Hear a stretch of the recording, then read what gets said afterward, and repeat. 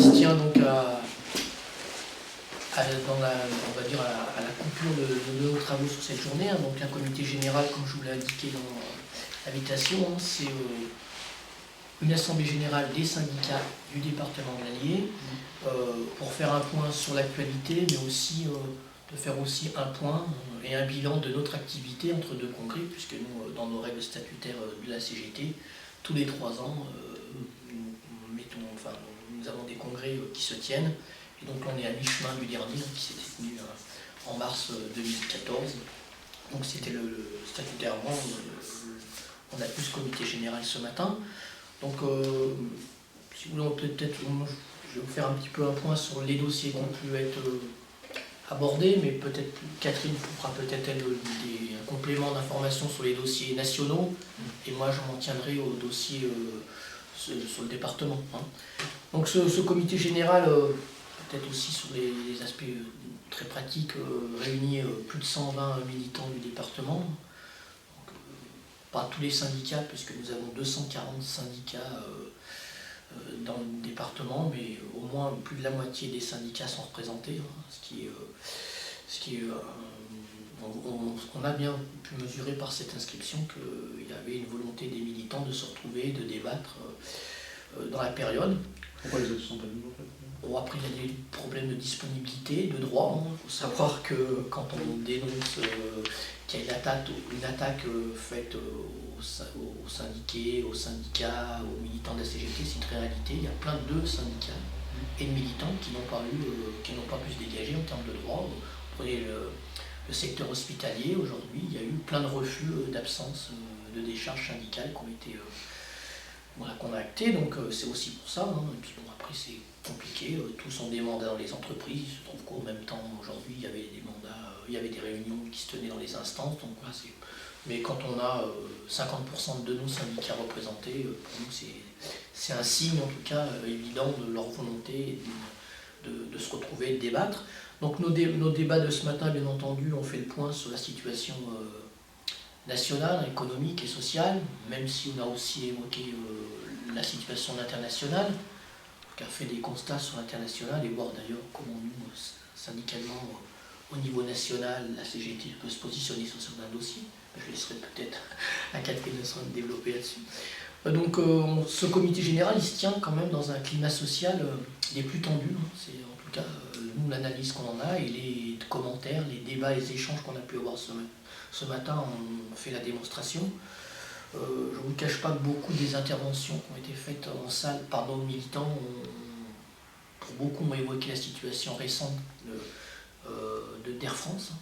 On a été heurté dans la CGT de l'attitude qu'il y a eu après les incidents autour d'Air France. On a été heurté, je ne vous cache pas aussi, par le traitement médiatique qu'il y a eu sur ce dossier, où on a pointé du doigt des coupables, sans même savoir ce qu'il en était. On a stigmatisé le syndicalisme dans son ensemble, mais aussi plus particulièrement la CGT.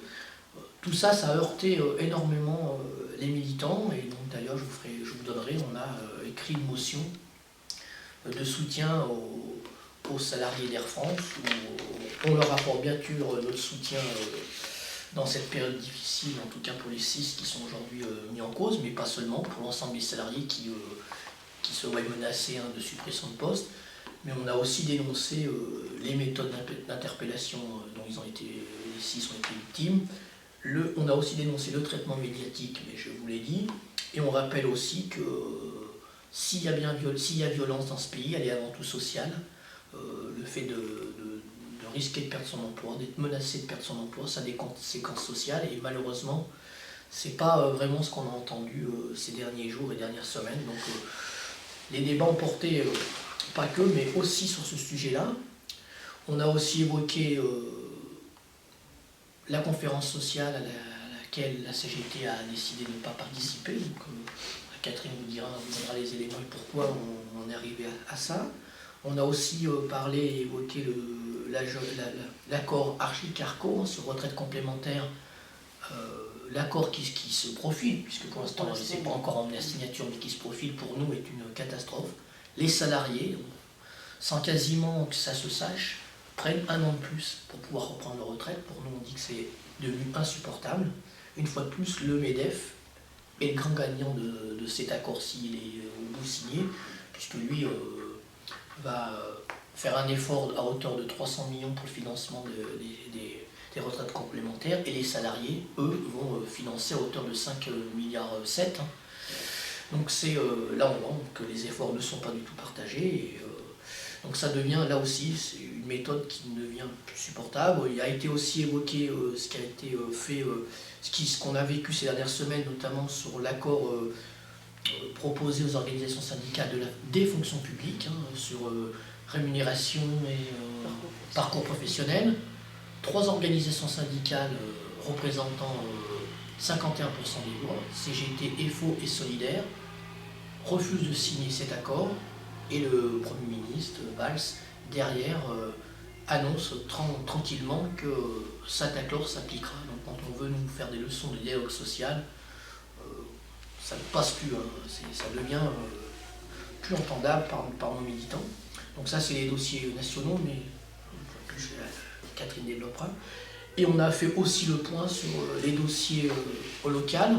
On en a identifié 3, mais on a développé un peu plus longuement, il y en aurait certainement d'autres, mais on a reparlé de la situation autour de l'entreprise Environnement Recycling. Ça fait maintenant plus de 2 ans, près de 2 ans et demi, que l'Union locale de Montluçon, l'Union départementale de l'Allier mène une bataille pour faire reconnaître que les employeurs de cette entreprise ont mis en danger la vie de leurs salariés en les exposant à des poussières toxiques. Sur ce dossier, on se rend compte qu'on a une multitude d'obstacles, qu'ils soient politiques, on le dit clairement, c'est un dossier qui est devenu politique. On voit aussi qu'il y a une volonté évidente des services de l'État de ne pas agir sur ce dossier. Donc on a des employeurs qui laissent leurs salariés exposés, et en même temps ils ont le soutien des politiques et des services de l'État. Donc quand on avait parlé de cynisme des services de l'État, d'immobilisme, on ne s'était pas trompé, mais il faut savoir que pour avoir tenu ces propos, nous sommes sur ce dossier, quelques-uns militants du département d'Allier, même de la région, à être poursuivis pour diffamation et injure publique. Donc sur ce dossier, on a réaffirmé ce matin notre volonté de ne rien lâcher. Et là aussi, on peut mesurer qu'il y a peut-être 2 poids 2 mesures dans ce pays, puisque nous sommes poursuivis et l'enquête est en cours, et je sais qu'elle est instruite puisqu'on a des éléments pour le confirmer, par rapport à un dépôt de plainte de l'employeur contre nous. Là, ça bouge, mais à l'inverse, notre dépôt de plainte à nous contre la direction de l'entreprise vient d'être classé sans suite. Donc là aussi, on dit qu'il y a 2 poids 2 mesures, alors que sur ce dossier, alors que l'Union départementale fait partie de ceux qui ont déposé plainte, je n'ai jamais été entendu dans le cadre de l'enquête, et on vient d'apprendre qu'elle était classée sans suite. Donc on ne va pas en rester là, on va à nouveau rencontrer notre avocat pour voir les suites à donner, mais ça devient plus supportable de voir ces 2 poids 2 mesures qu'on peut avoir dans le pays. Sur ce dossier, comme bien d'autres, on a aussi évoqué ce matin la situation de l'entreprise BVAD, Bien Vivre à Domicile, dont le siège social est à Moulins. Les salariés de cette entreprise vivent en tout cas une dégradation de leurs conditions de travail depuis maintenant 2 ans. Le syndicat a essayé d'interpeller et dénoncer cette dégradation des conditions de travail. Ils se font face à une direction qui se refuse de reconnaître la situation de leurs salariés. Donc on a décidé avec le syndicat de mener des actions. Il faut savoir que le 5 octobre dernier, les salariés, ils étaient plus de 40 à se réunir devant le siège social pour dénoncer ces conditions de travail. Malheureusement, la direction a refusé de discuter sur ce sujet avec les salariés, donc on sera certainement contraint à nouveau de mener des actions, et donc le comité général a réaffirmé, à travers le comité général, c'est les syndicats du département d'Allier ont réaffirmé leur volonté de soutenir la lutte des salariés de BVAD. Et 3e dossier qui a aussi qui fait partie des débats ce matin, c'est la remise en cause de la gratuité des locaux syndicaux à Montluçon, où sont logés la CGT, mais pas seulement, mais la CGT en ce qui concerne l'union locale et l'union départementale. Il faut savoir que depuis le 18 décembre dernier, la majorité municipale de Montluçon a voté l'arrêt de la gratuité. Il nous est réclamé au titre de charge aujourd'hui presque 19 000 euros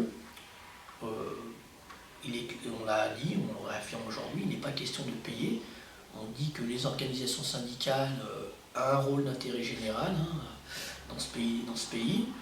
Quand on veut et qu'on veut mettre en avant le dialogue social, enlever des moyens aux organisations syndicales, ça ne va pas dans ce sens-là.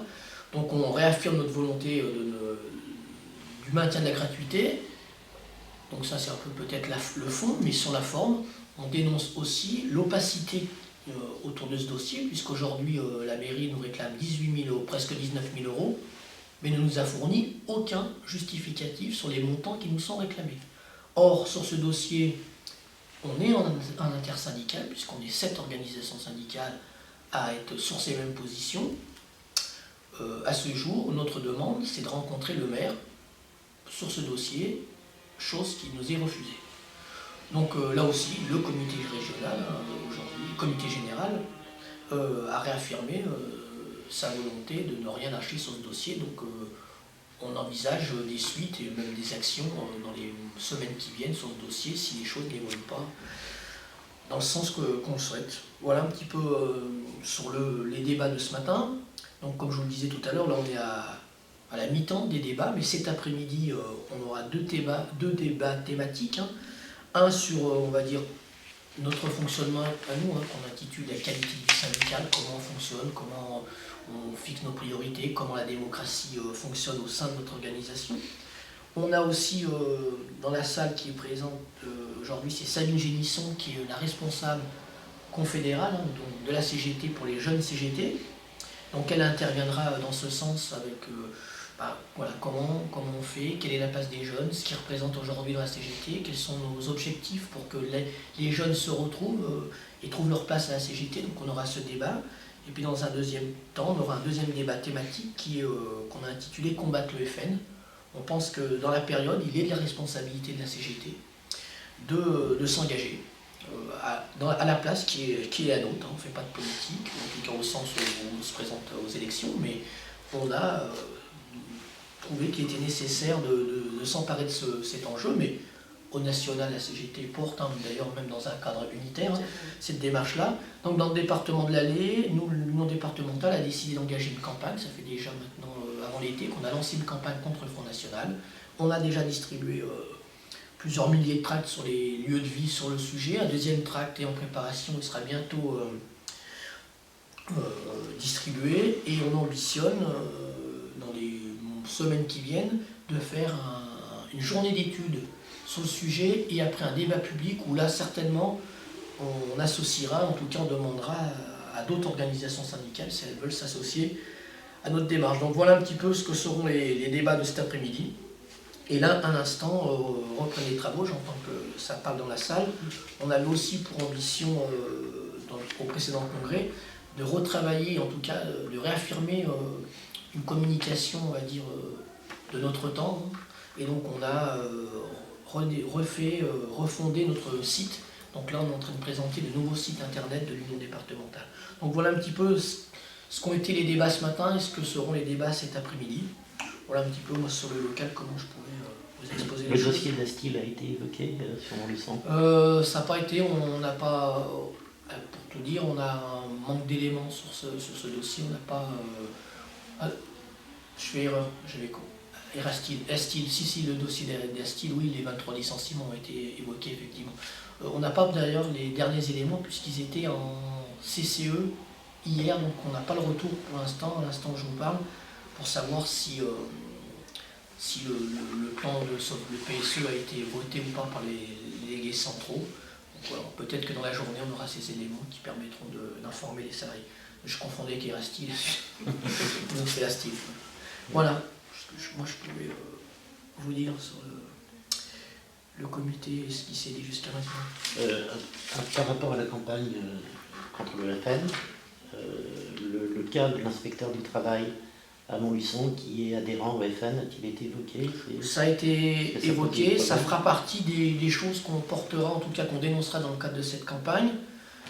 Est en préparation un courrier qui partira à la hiérarchie de cet inspecteur du travail, M. Delplanque, pour savoir, nous avions pris acte que ce fonctionnaire était membre du Front National, pour en avoir été d'ailleurs candidat sur la liste aux dernières élections.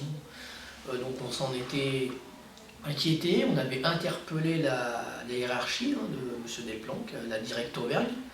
On a eu pour réponse qu'on faisait un procès d'intention à un agent qui n'avait jamais manifesté la moindre hostilité et n'avait jamais fait dans son action et dans son activité la preuve que son appartenance politique pouvait nuire ou en tout cas modifier son appréhension des dossiers.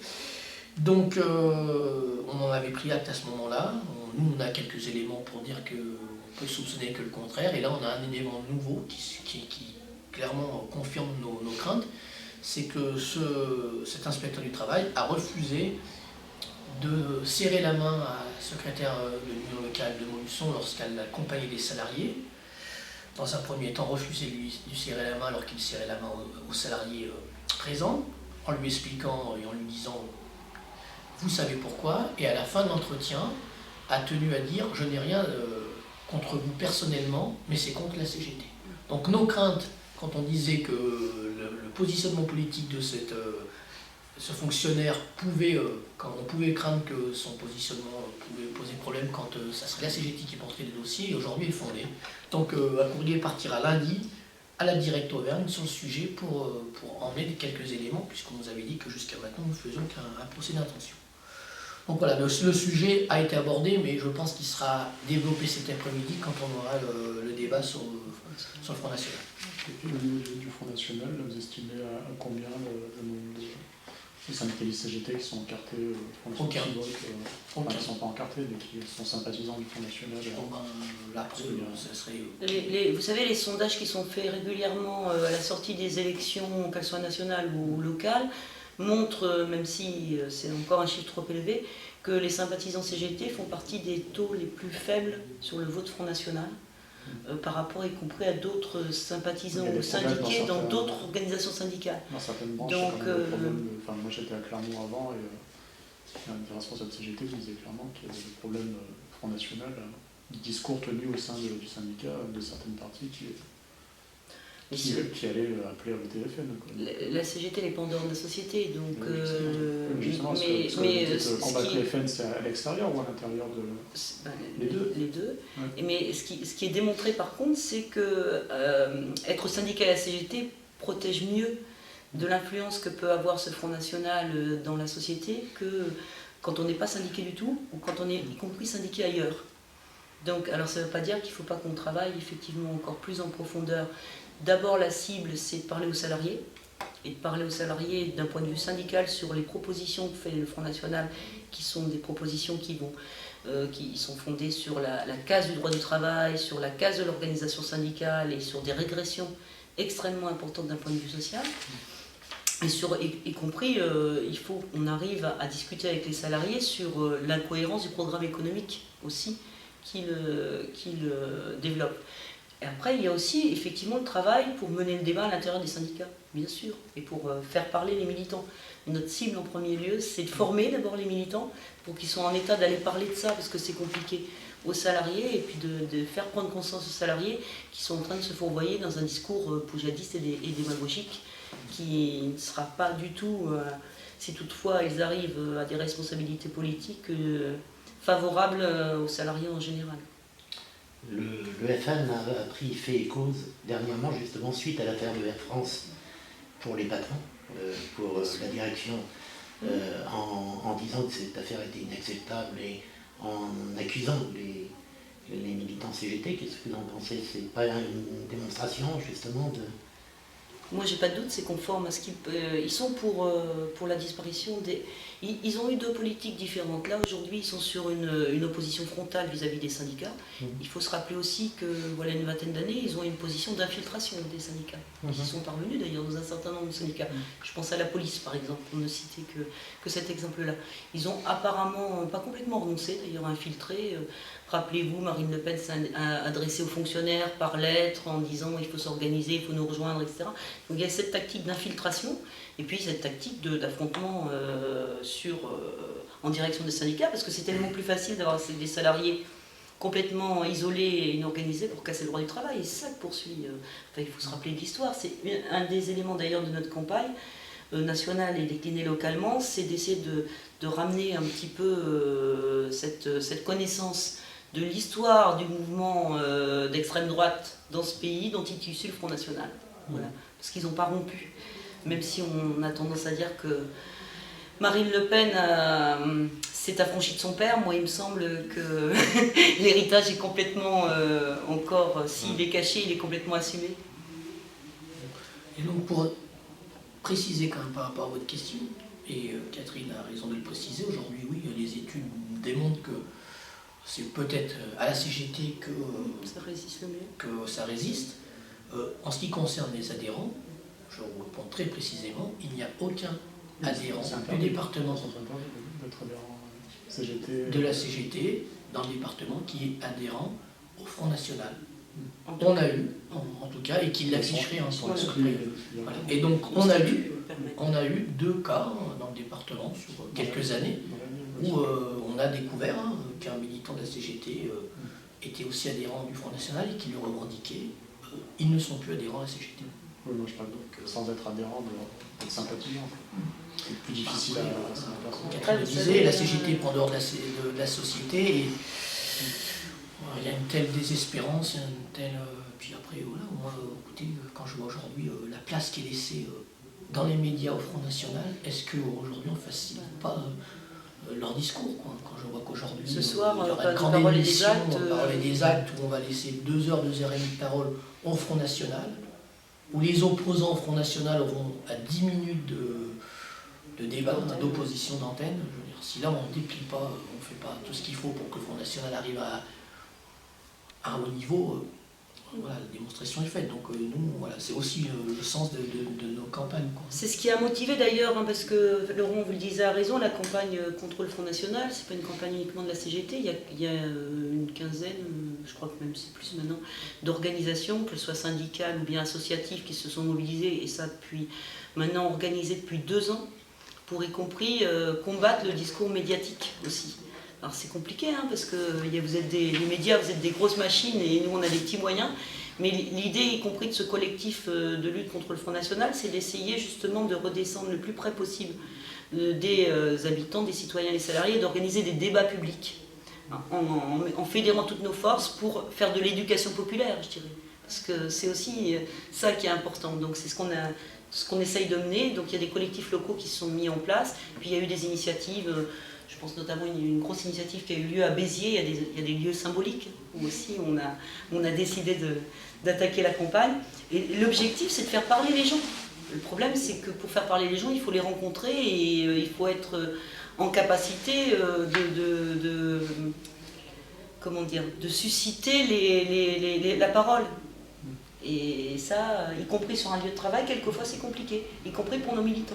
Parce qu'aborder cette question-là frontalement avec des salariés qui, quelquefois, compte tenu de la situation du travail, de la précarité, des soucis qu'ont les salariés, ont du mal, y compris à parler de leurs propres conditions de travail, de leurs moyens de s'organiser. Vous imaginez leur faire parler du Front National, on s'attaque à quelque chose de gros. Mais nous, on a considéré que c'était notre responsabilité, en tant qu'organisation syndicale, de faire justement réfléchir les salariés et les militants sur cette question et de leur apporter des éléments d'information pour pas qu'ils tombent dans le piège un peu grossier de Marine Le Pen et de ses sbires en ce moment. Mais je pense que c'est aussi l'histoire de la CGT. On fête les 120 ans de la CGT là. En ce moment, la CGT, elle a toujours été contre le fascisme. Elle a toujours été du côté de la démocratie et contre tous ceux qui ont essayé d'attaquer les plus faibles. On a fait un petit point sur notre journal qui s'appelle La Nouvelle Vie ouvrière là, ce matin, et on rappelait que La Nouvelle Vie ouvrière, elle a continué de paraître pendant toute l'occupation. C'est un des journaux qui a été les seuls à continuer de paraître dans la clandestinité, en direction des salariés, et nous on s'honore de ce combat-là. Donc on ne le lâchera jamais.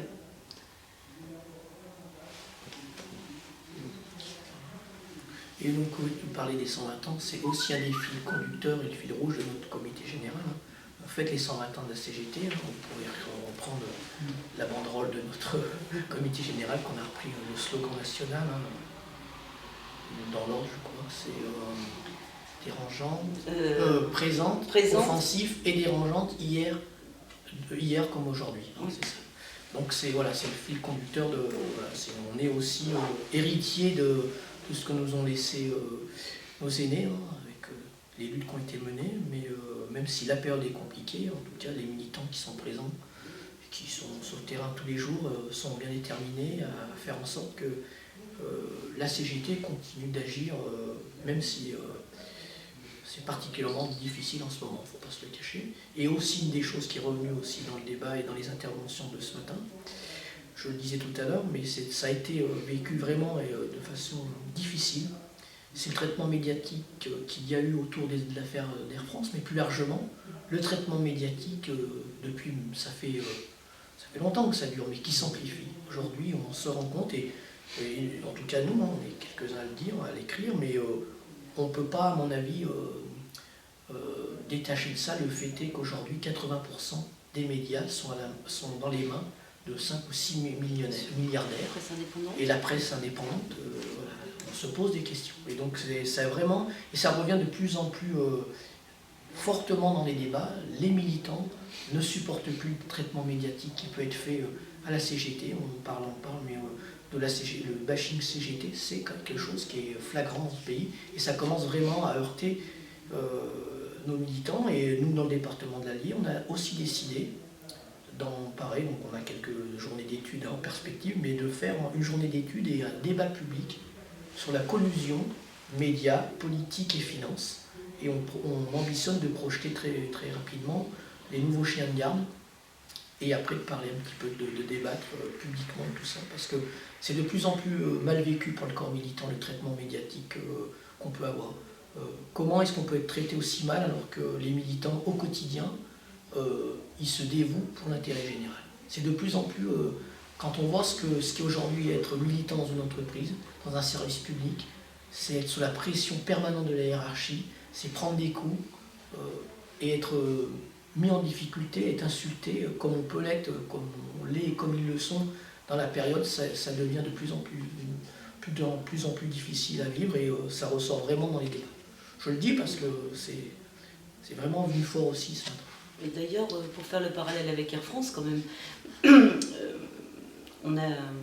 nous semble qu'on a eu raison d'immédiatement dire que la violence, elle était avant tout une violence sociale, violence que subissent les salariés, que pour nous, les 120 ans de la CGT, ils se résument par le mot solidarité, donc on sera toujours solidaire aux côtés des salariés qui sont mis à mal, y compris qui sont traités comme, j'ai envie de dire, des trafiquants de haut niveau, parce que quand même, quand on va chercher des gens devant leur famille à 6h du matin et qu'on perquisitionne leur maison simplement parce qu'ils sont soupçonnés d'avoir participé à une manifestation, je trouve que c'est quand même disproportionné. Il n'empêche qu'en tenant ça, aujourd'hui, en ce moment, à Paris et partout en France, il y a une mobilisation très forte. Vous aurez évidemment des éléments dans la journée, puisqu'il y a un appel à mobilisation, puisqu'il y a le CCE qui se déroule en ce moment au siège d'Air France. Donc il y a une mobilisation très forte qui a lieu à Paris en ce moment, qui a lieu un peu partout d'ailleurs où Air France est présente, je pense à Nantes, ou Toulouse par exemple, ou Marseille, et que cet appel à mobilisation, c'est un appel intersyndical. C'est-à-dire qu'au lendemain de tous ces événements qui ont fortement, effectivement, frappé, je dirais, notre syndicat et nos militants, on a quand même réussi à mettre autour d'une table tous les autres syndicats et à appeler à mobilisation ensemble. Et j'ai appris d'ailleurs que ce matin, il y avait eu une demande de droit d'alerte posée au CCE par la CGT notamment, sur la stratégie de l'entreprise. Ça veut dire qu'il a fallu tout ça pour qu'on arrive enfin à entendre que les 2900 suppressions de postes, c'était pas inéluctable, c'était peut-être pas nécessaire, que peut-être il fallait parler de la stratégie de l'entreprise, et que les salariés sont peut-être les plus experts en la matière pour savoir ce qu'il faut demain pour que l'entreprise Air France rayonne et se développe. Et ça, c'est une des choses qu'on demande à la CGT depuis longtemps. C'est-à-dire que les représentants des salariés dans les entreprises aient la possibilité d'avoir une influence sur les choix stratégiques des entreprises. Et si on gagnait ça, ce droit-là, peut-être qu'on assisterait à moins de licenciements, qu'on serait peut-être à même justement de réfléchir ensemble dans nos territoires sur ce qu'il faut pour reconquérir un développement industriel, des investissements, et qu'on pourrait réellement lutter contre la volonté des patrons d'empocher toujours plus d'argent au mépris du développement des territoires et au mépris de l'emploi des salariés. Ça, c'est des événements importants. Donc vous voyez qu'en fait, ces événements, ils se sont retournés. Je pense que la CGT n'est pas pour rien dans le fait qu'on a dit la violence, elle est sociale, mais qu'en même temps, on a cherché à rassembler les salariés autour de leur syndicat et à dire il faut agir pour une autre politique à Air France. Parce que ce qui nous intéresse aussi, nous, c'est que demain, Air France, ce soit une entreprise qui se développe et qui garde l'emploi et qui protège l'ensemble de ses salariés. Donc je trouve que ça serait intéressant, vous médias, que vous travailliez justement l'évolution entre l'épisode de la chemise. Il a fallu cet épisode de la chemise pour avoir une intersyndicale. Peut-être qu'il a fallu cet épisode de la chemise. Effectivement, c'est malheureux. Moi, je regrette. C'est pas que de la faute des médias.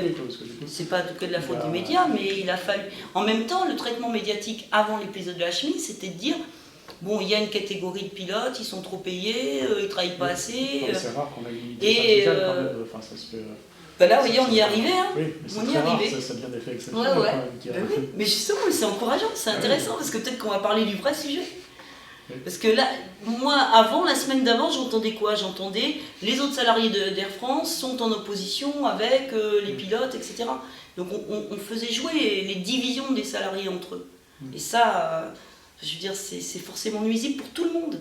Là, aujourd'hui, ils sont tous autour de la même table, quelle que soit leur catégorie, quelle que soit leur appartenance syndicale, avec des salariés qui sont derrière eux. Peut-être que c'est quand même de rassembler les gens dans une même entreprise. Ouais, bien sûr, mais ça veut dire qu'on n'est pas complètement irresponsable. Ça, j'ai jamais dit ça. Et au niveau du développement des territoires, du coup, vous avez parlé de la réforme territoriale, des élections régionales qui arrivent ou... Des élections régionales. Enfin, vous ne faites pas de politique, mais j'imagine. Mais la réforme territoriale a été longuement évoquée, oui, avec ses conséquences, notamment par les agents de la fonction publique qui vont certainement être les premiers impactés par les conséquences.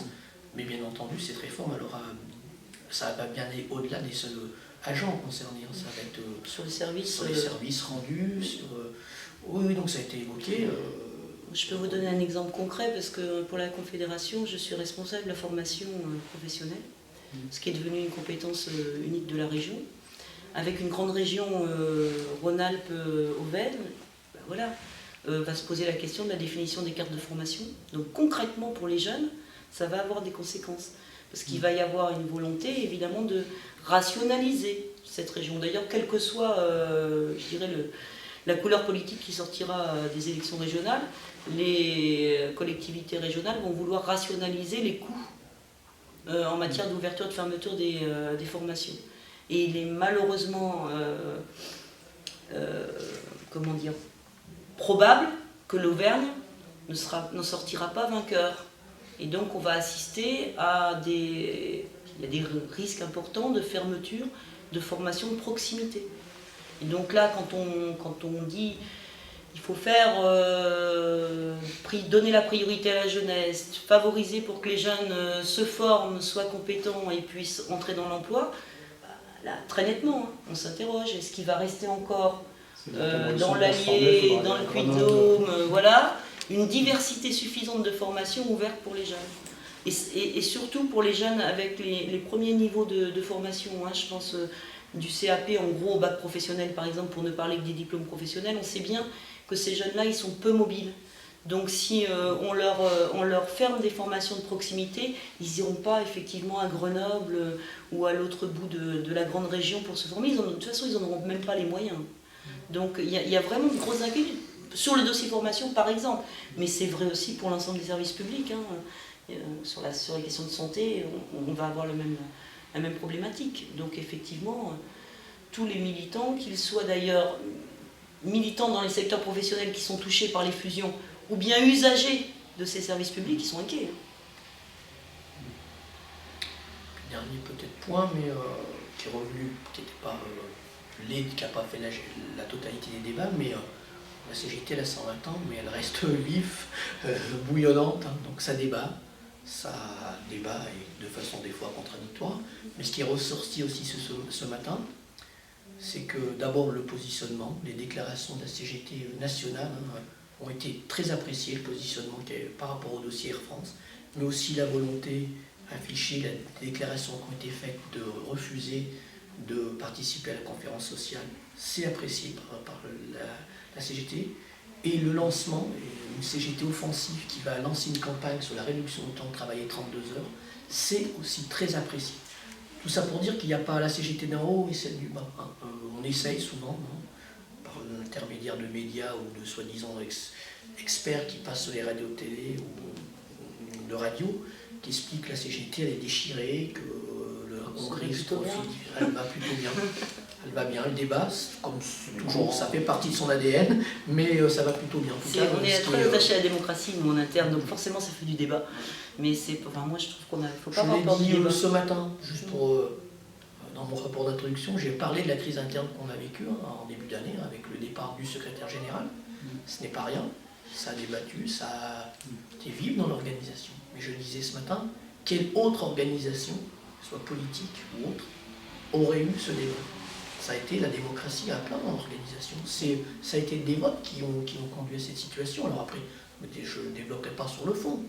Mais donc les donneurs de leçons, ceux qui nous disent aujourd'hui que la CGT, c'est pas la démocratie, la CGT est malade, qui regardent ce qui se passe chez eux. J'ai donné moi juste pour un exemple, vous le citerez ou pas, mais ce qui s'est passé il y a quelques mois chez les Républicains, on vient de remettre à la tête de ce parti Nicolas Sarkozy qui était dans 9 affaires.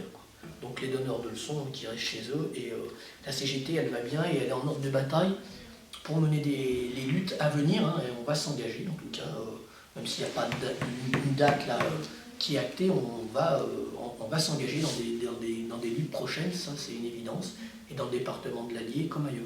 Il y a combien d'adhérents aujourd'hui dans la ville?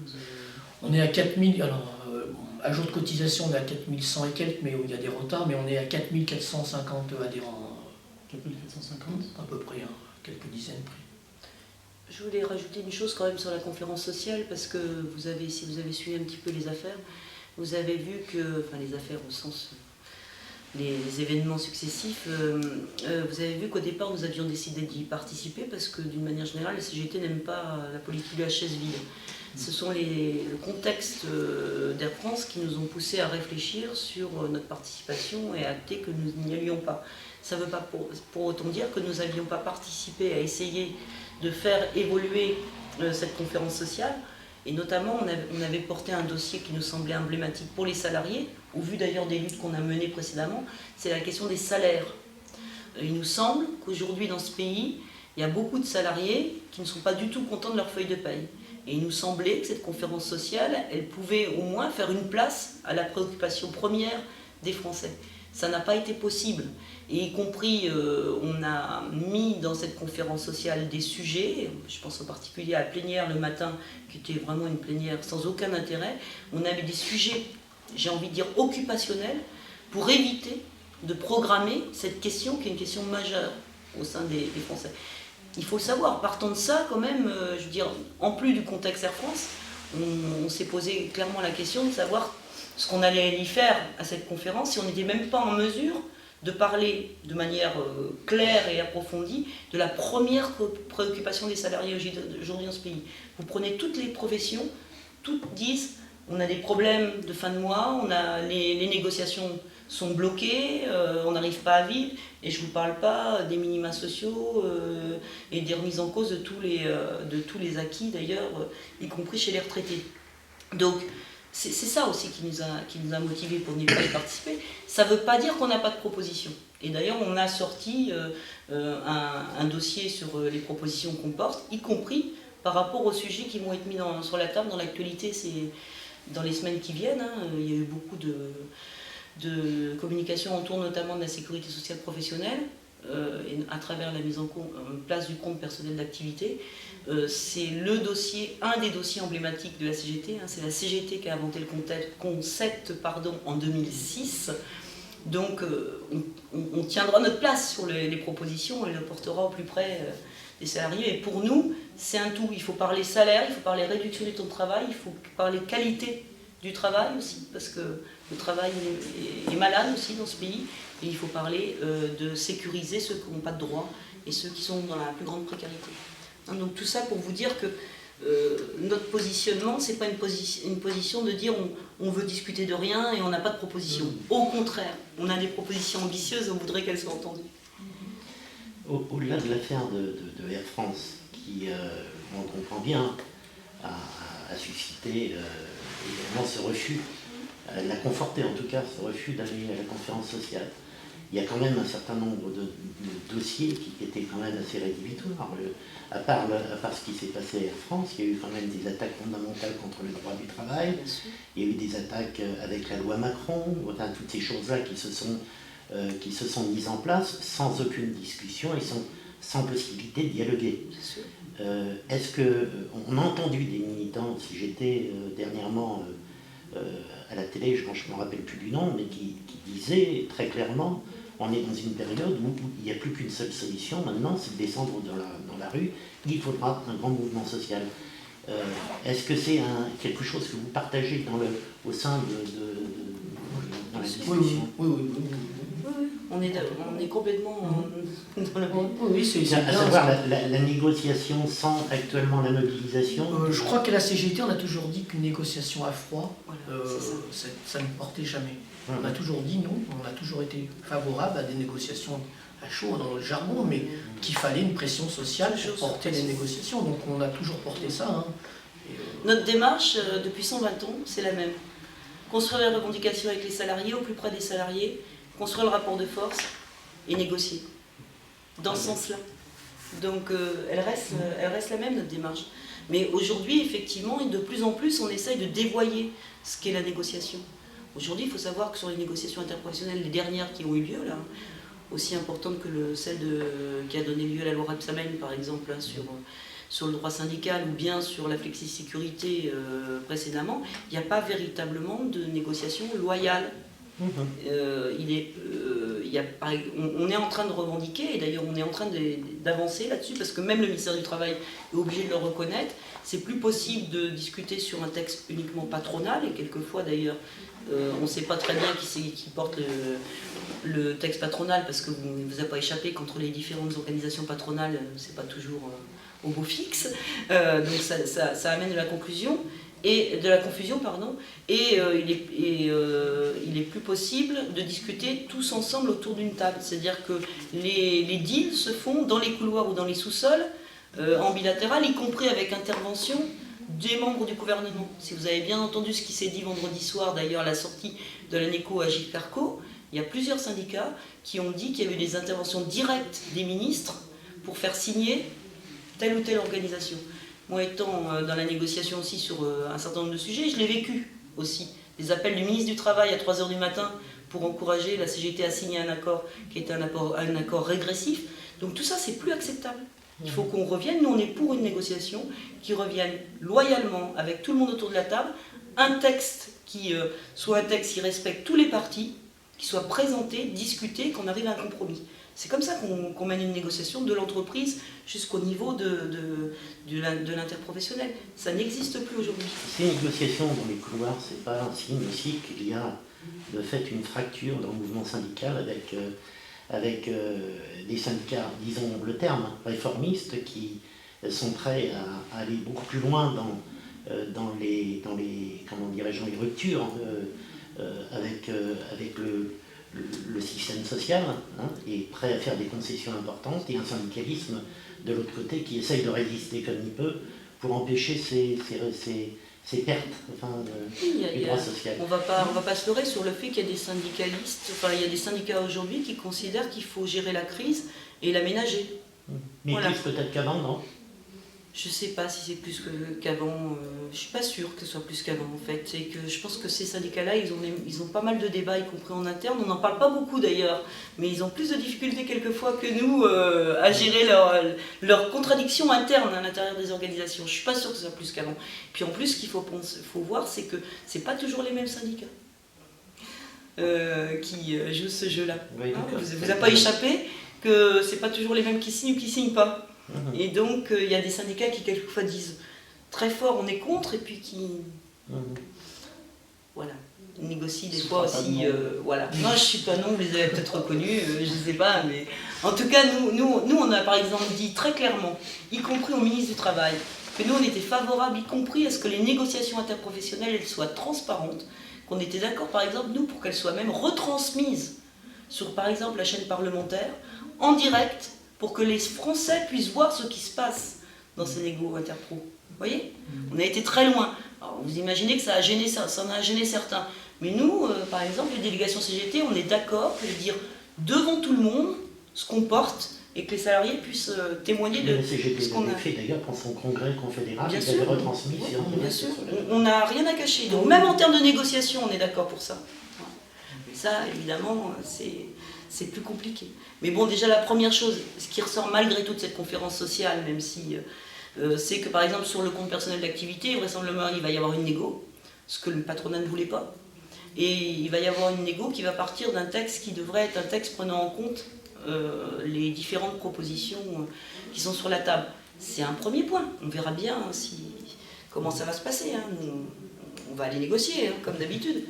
Mais il y a besoin aussi que peut-être, mais vous n'êtes pas dedans, donc vous ne savez pas forcément les tenants, les aboutissants, mais que vous vous intéressiez aujourd'hui à ce qu'est devenue la négociation dans ce pays. Et c'est vrai au niveau interprofessionnel, mais c'est vrai dans les entreprises aussi. Quand on n'ouvre même pas une négo NAO, alors que c'est la loi oblige à ce qu'elle soit ouverte, bah, je veux dire, c'est insupportable. C'est insupportable. Les employeurs ne respectent pas la loi. Et il ne se passe rien. C'est violent, ça aussi.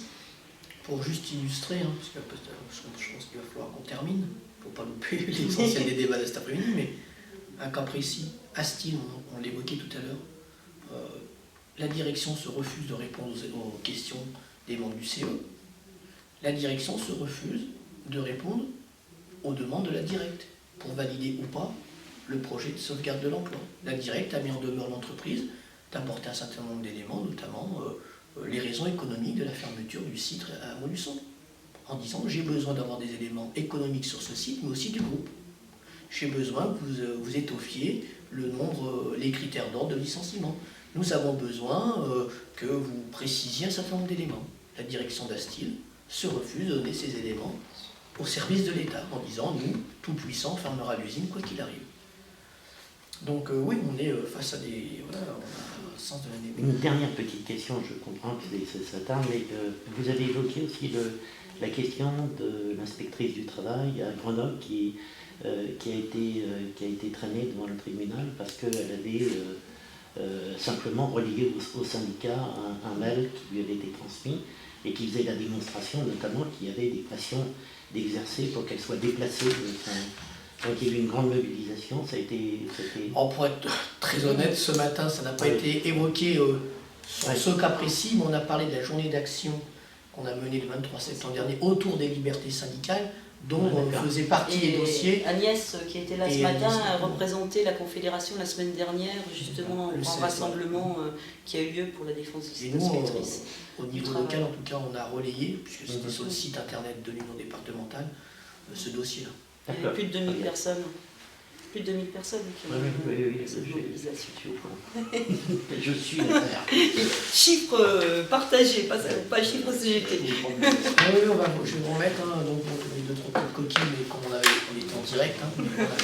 Donc voilà, c'est la motion qui sera, et puis on en aura certainement une autre, une motion, ça fait partie aussi du fonctionnement, mais dans lequel on va acter ce que j'ai pu vous dire. Ça, c'est la motion par rapport à Air France, et ce soir il y aura une motion qui sera rédigée et tapée demain, mais sur la détermination des syndicats de l'Allier qui sont présents aujourd'hui au comité général, de mener à bien les dossiers tels que j'ai évoqués tout à l'heure, à savoir le dossier environnement recycling, le soutien à BBAD, et puis les locaux syndicaux aussi.